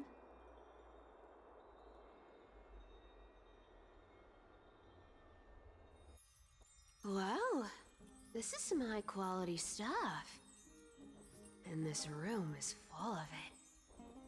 How much are these worth, Did you get all this through that Aranova gimmick? Some of it is family fortune, while the rest came from my business as a dressmaster. Don't liken the flame chase work to your shady dealings. Wow. I should have busted down your door instead of going around like a thief. Well, spill. Why are you giving me so much money? Payment for doing work. You're worth this much. Did you forget my stance to all this? I thought I made myself very clear. You wish to run away. Run away from your responsibilities, from the prophecy, and from your destiny. You shall walk with greed and die over petty change. I understand this prophecy weighs on you immensely. That is why I have never reproached the demigod of trickery for running away. But I need you right now, so don't turn me down. You know, maybe the gods got your tongue with their golden threads, Aglaya. I'm not hearing any sincerity in your words. Give me a reason why you're bowing your noble head to me. We lost Trian. Oh. The divine power of passages is running out. I need another demigod to escort Castoris and help her fulfill her lifelong wish. Oh, I get it now. You're sending Castoris to her death. And you want me to die with her. This is Castoris's own request. I have never seen her so determined. She brought this up herself? You're not pulling my leg. She's also made up her mind to leave her confused past behind. As will you, Cypher, when you finally make up your mind. Don't be so sure. Time is hard in the likes of you and I. But Castoris remains pure as driven snow. She can always turn back before the end, you know? Maybe she'll remember Trian's sacrifice. Maybe she'll remember the countless martyred Chrysos heirs. Maybe she'll remember you, with your one foot in the grave. I ain't as optimistic as you about what she'll want to do. Tell you what, why don't I take this room of treasures as a security deposit, and we make a bet? Go on. I bet she'll change her mind and turn back. Now, if I lose, I'll do what you want me to do. Return this deposit to you, plus giving you another room full of treasures. How does that sound? You sound like you have all the confidence in the world. In that case, let's make a pact with those conditions. I hope you're prepared to lose it all. In conclusion, I want to win. So I hope you two can give up on going to Styxia. I'll give all the treasures in that room to you. And you can split it between yourselves however you want. What do you think? Tempting, right?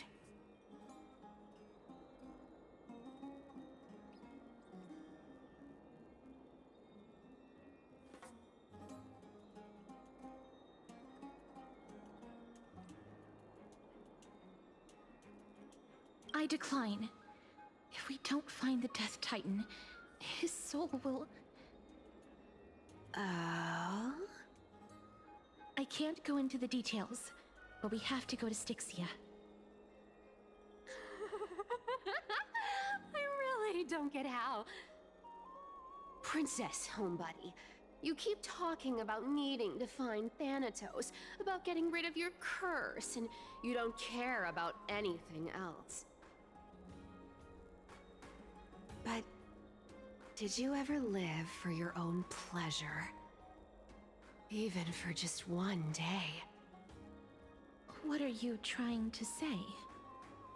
I'm saying, contrary to your beliefs, Aglaia didn't take you in just so you can die for her Aranova. The flame chase journey walks hand in hand with sacrifices. Isn't that why you're always running away from Lady Aglaia? Fine. Never mind. We all have our own problems. I ain't gonna say anything anymore. It's not like I was gonna honor that bet anyway. But listen to me. Styxia is no tourist destination. Sure, the treasures buried in there are 10, no, 50 times richer than Aglaia's vault. Yet, I've never been there. And I never plan to. Because even a demigod can't be sure they can walk out of that place alive. And now I'm supposed to escort you to Styxia. Sure. Pay up.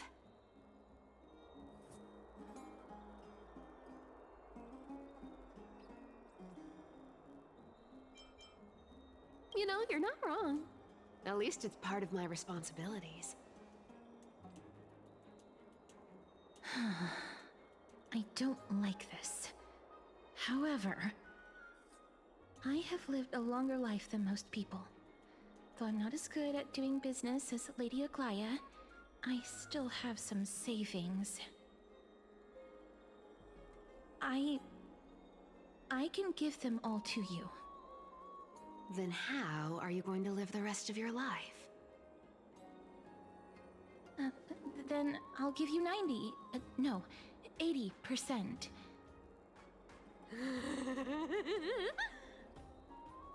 Well, don't mind if I do. 80% of Castrus's savings and a bottle of dew of divine blood. Not a bad trade.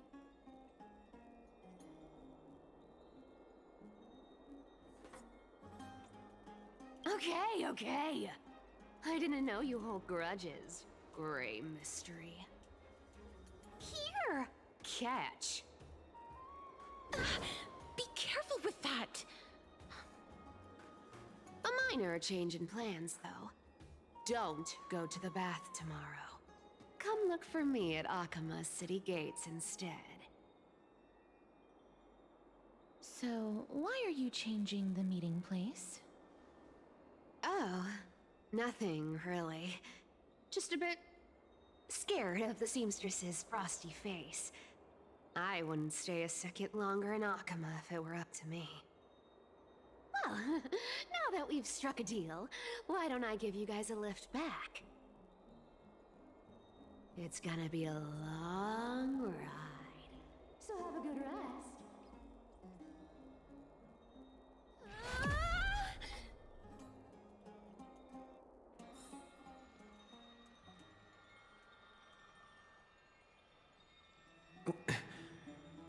Where am I? Is this my room? How did I get back here? This is a coin? It was Cypher? Had she even tucked me in?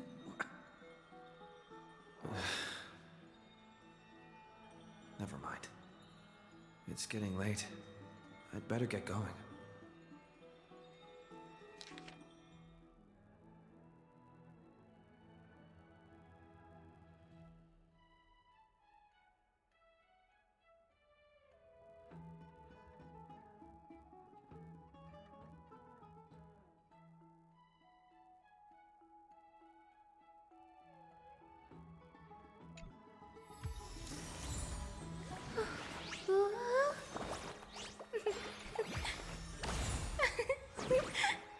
Let's have a break.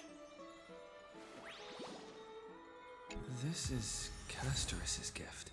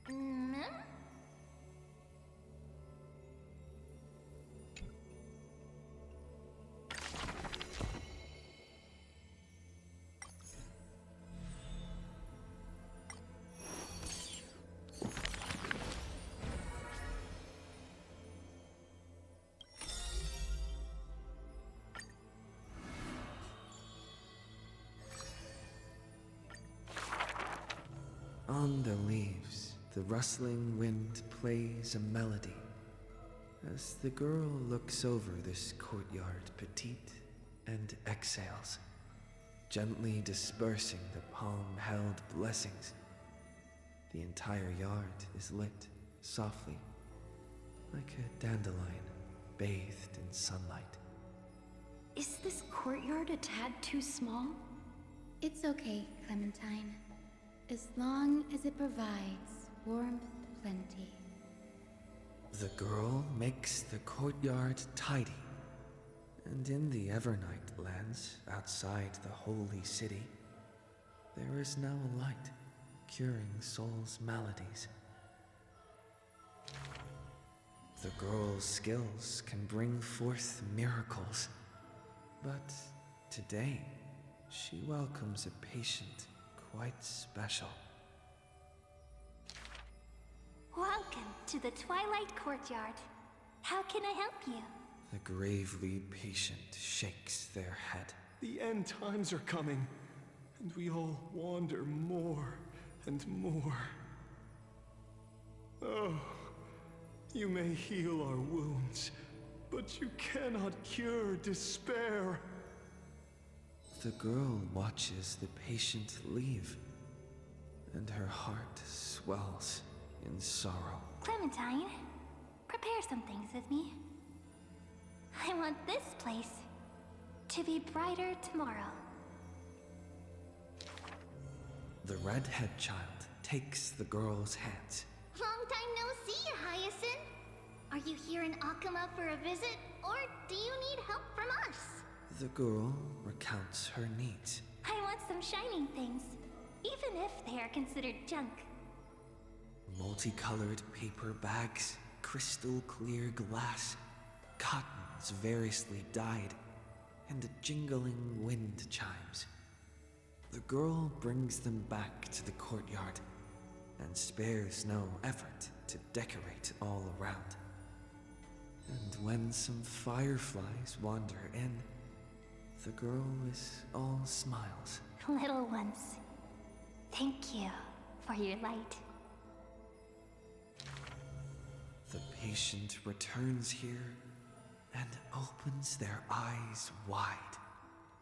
Multicolored dreams on the rooftop now reside, and the lawns contain the sweet whispers of sunlight. A soft breeze passes with no hint of cold, only serving to wake the playful chimes and ocarinas of delight. Wow, there's light everywhere. What a warm place. The news is soon spread by the grove, and people with empty hearts visit in droves. The girl prepares candies and tea and listens to every visitor's complaints. People say there was once a star called the sun in the sky, but now that star is no longer there. People say that Aquila took away the world's light, but they still left behind a heart bright to illuminate this happy dream in the night. Like the blizzards in the month of mourning doth calamity fall, burying warmth and dawn's calls. Orderless tides swallow up the grove of reason, and that tiny healing haven is also extinguished, broken and barren. When the girl, far from home, hears of such grave news, the wind brings to her a moment of confusion, but it also evaporates the tears that briefly sparkle into being, and the girl still smiles, bright and happy. Soon, the people of Akama see once again the girl collecting more pieces and tokens, wanting to rebuild that pure haven. But she never realized that wherever she stood, she herself was that holy courtyard, that light-filled haven.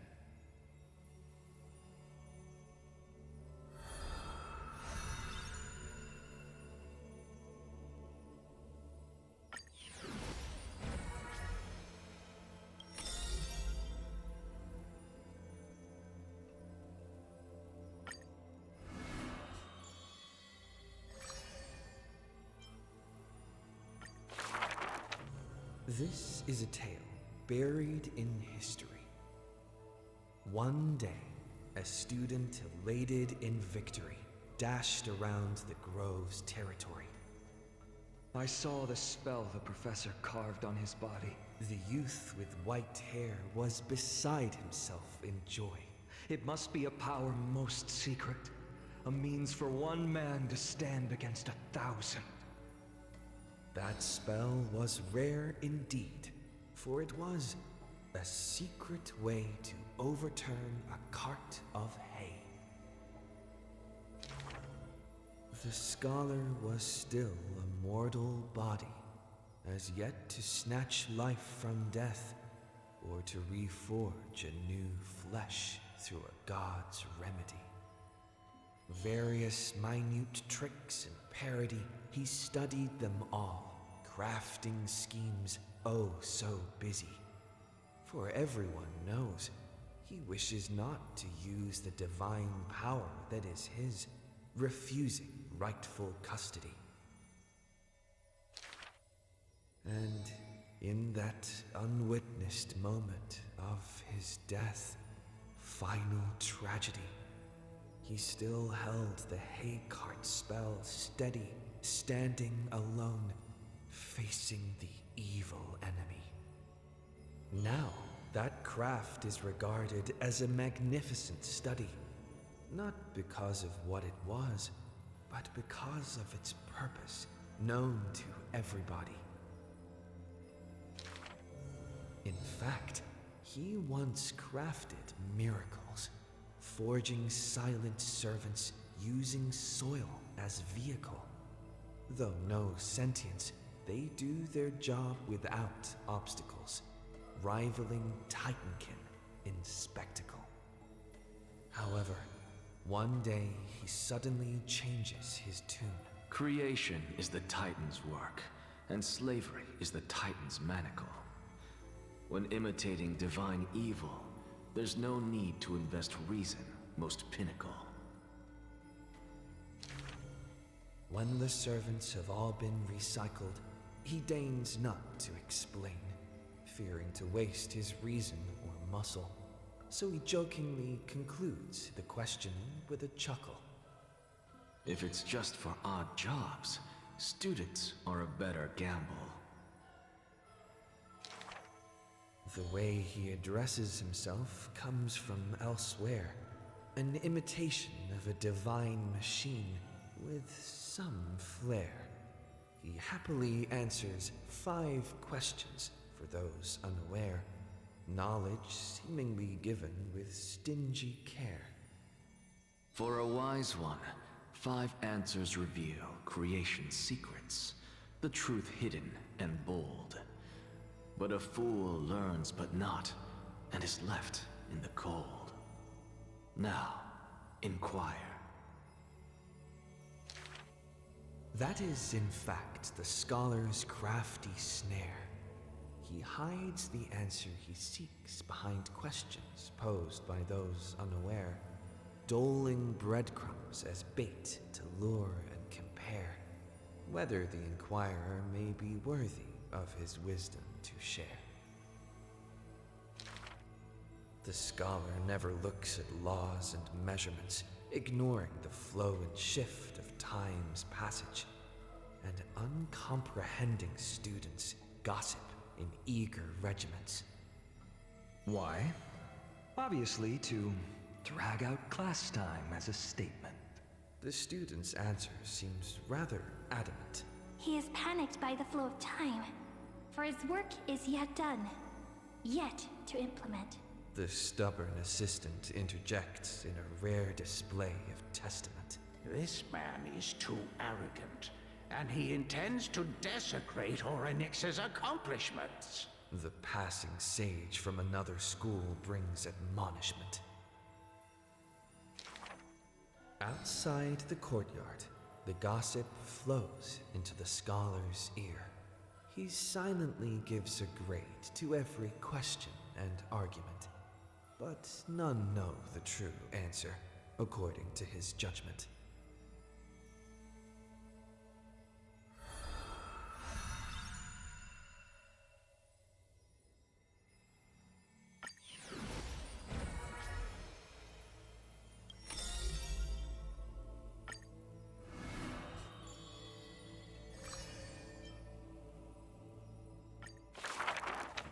Born with an evil curse, her hand dips into lethal cinnabar and white lead to personally decorate the faces of the dead.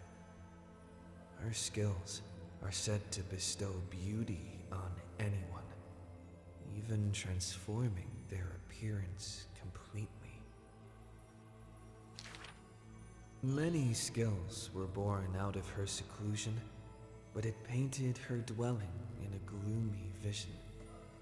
Only a select few have set foot in this mansion, and the thief and the weaver were two such lucky persons.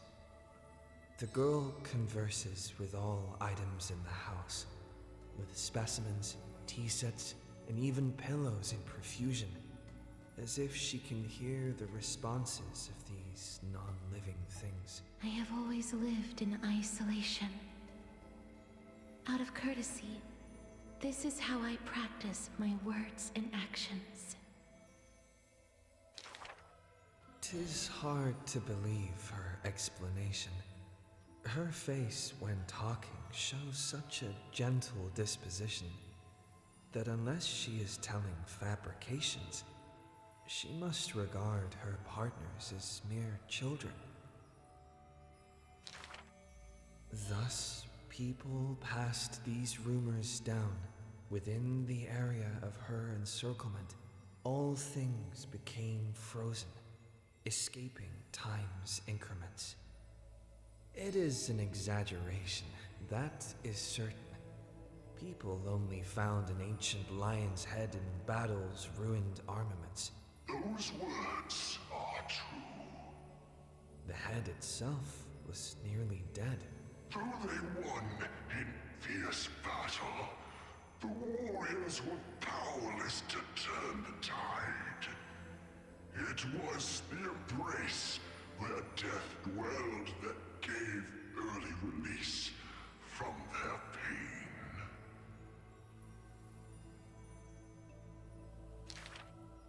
This is how death escapes time. She keeps every final embrace hidden in her immortal heart. Out of her numerous works, butterflies and flowers often stand out stark. Ignite them, and you can almost hear the maker's remark. Even in death's silence, her sound can still be heard. It is a gift greatly treasured by the maiden. Few have the honor to be graced with such work. Only one has the heart to burn such a gift, and the reason she gives is rather far-fetched. I must peer into all fates unknown. The power of time is boundless. But there is one thing that it cannot conquer. Death is abominable in humans' eyes. Apart from my identity, there's nothing about me worthy of praise. The beloved Goldweaver hears this in distress, then tries to teach her the art of weaving and threads. It has been said that the maiden has works that the holy city possesses. But this is the judgment the Gold Weaver expresses. Ah, well, none can know all things, nor be skilled in all crafts. Her works are too early for the living to comprehend.